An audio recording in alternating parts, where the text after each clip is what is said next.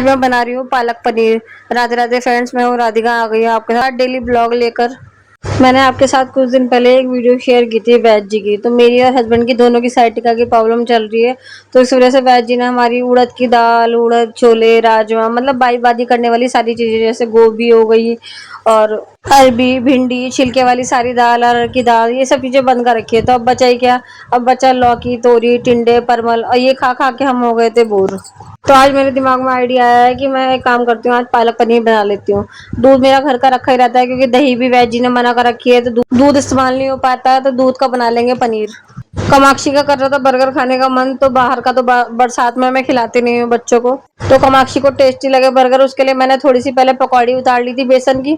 उसके बाद उन्हें तवे पे सेक के उसके अंदर बंद के अंदर चटनी लगा के, दोनों साइड हरी चटनी और लाल चटनी, और बीच में बर्गर की तरह बना के दे दिया था, ताकि कामाक्षी की इच्छा भी पूरी हो जाए और मुझे बाहर का भी ना खिलाना पड़े। तब तक मेरे पालक में सीटी आ रही है।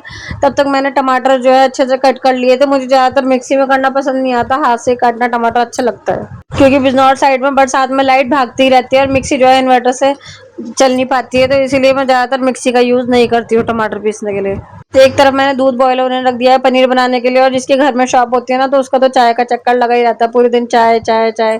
तो हस्बैंड का ऑर्डर आ गया था कि 2 कप चाय बना दो, शॉप पे कोई आया हुआ है, तो एक तरफ चाय बनने के लिए रख दी थी। जब तक चाय में बॉयल आ रहा है, चीनी पत्ती मसाला चाय का मैंने डाल दिया है, तब तक मैं नींबू कट करके पनीर बनाने की तैयारी कर लेती हूँ। मेरे पास सिरका होता है तो मैं सिरके से भी दूध को फाड़ लेती हूँ, और मेरे पास नींबू होता है तो मैं नींबू से भी फाड़ लेती हूँ। चाय मेरी अच्छे से बॉईल हो गई थी, तो हस्बैंड के लिए चाय दे आऊंगी, और साथ में कान्हा जी को भी भोग लगा देती हूँ मैं शाम के टाइम 4 बजे। शॉप हमारी घर में ही है, मतलब घर के बाहर ही है, तो मैं खुद ही हस्बैंड को दे आती हूँ, क्योंकि बारिश के मौसम में बच्चों को दो तो डर लगता है कहीं गिर गिरा ना जाए। हस्बैंड को चाय भी दे आई थी, तब तक कान्हा जी की चाय भी नॉर्मल हो गई थी, कान्हा जी को भोग लगाया। उसके बाद पालक देख लिया था कि अच्छे से बॉईल हुआ नहीं हुआ, नहीं तो फिर दोबारा से बॉईल होने के लिए रख देती। उसके बाद नींबू डाल दिया था मैंने दूध में फटने के लिए, ताकि जल्दी से इतने में चाय पीऊँ इतने दूध अच्छे से बॉईल हो जाए। दूध सिम गैस पे पक रहा था, तब तक मैंने भी आराम से बैठ के रिलैक्स होकर चाय पी शाम की, क्योंकि शाम के 4 साढ़े 4 बज रहे थे। और इस टाइम हम लेडीज को मन करता ही है चाय पीने का, लेडीज हो चाहे जेंट्स हो, इस टाइम तो मन करता ही है शाम के टाइम की एक चाय तो होनी ही चाहिए। जब तक मैंने चाय पी रिलैक्स हो गया, तब तक मेरा दूध भी अच्छे से बॉईल हो गया था, मतलब पनीर मेरा बन के रेडी था, बस इसको छानना बाकी रह गया था।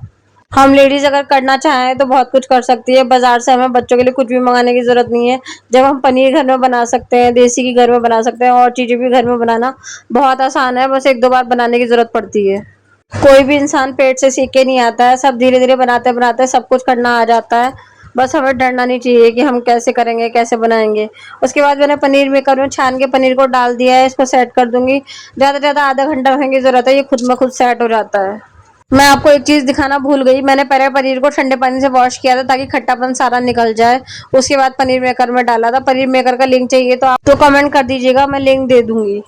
अच्छा, हम जब किचन में काम करते हैं ना, तो बर्तन होते ही रहते हैं, अगर साथ साथ साफ कर दो तो ठीक है, नहीं तो फिर चट्टा इतना लग जाता है बर्तनों का कि साफ करने में बहुत ज्यादा दिक्कत होती है।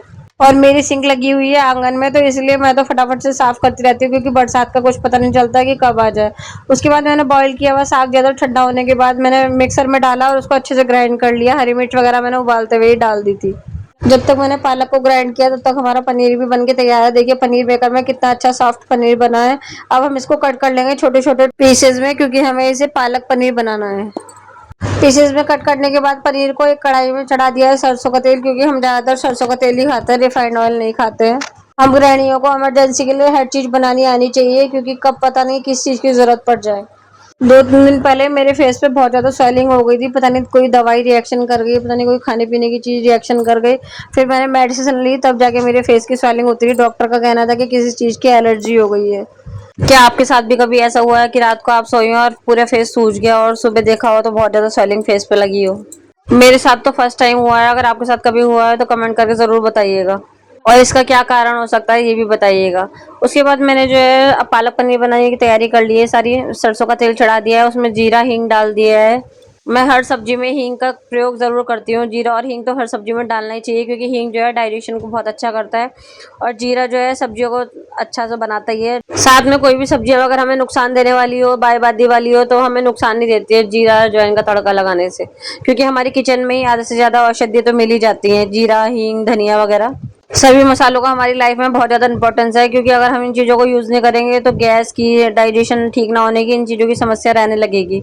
उसके बाद मैंने टमाटर को अच्छे से मैश करके नमक डाल के 2 मिनट के लिए रख दिया था, अच्छे से मैश होगा, इसीलिए मैं मिक्सी में ग्राइंड नहीं करती हूँ, क्योंकि टमाटर अच्छे से मैश हो जाते हैं। उसके बाद मैंने इसमें पनीर डाल दिया, पनीर को अच्छे से मैरिनेट कर लिया है ताकि अच्छे से मसालों में मिल जाए। उसके बाद मैंने पालक डाला पिसा हुआ। पालक और पनीर को अच्छे से मिक्स करने के बाद, सारे मसाले चलाने के बाद इसको अच्छे से पकने देना है। इसमें थोड़ा सा ग्राइंडर में, जिस ग्राइंडर में आपने पालक पीसा था उसी में थोड़ा सा पानी घुमा के और डाल देना है। इससे जो हमारा पालक लगा हुआ था ग्राइंडर में वो भी वेस्ट नहीं होगा और हमारा पानी भी सब्जी में कम था वो डल जाएगा। बस फिर क्या, 5-10 मिनट चलाने के बाद, पकाने के बाद हमारा सब्जी जो है तैयार है। उसके बाद मैंने पराठे भी सेक लिए थे, अब कान्हा जी को भोग लगाएंगे। तो फ्रेंड्स, आज का ब्लॉग कैसा लगा कमेंट करके जरूर बताइएगा। सभी का ब्लॉग देखने के लिए दिल से धन्यवाद। राधे राधे।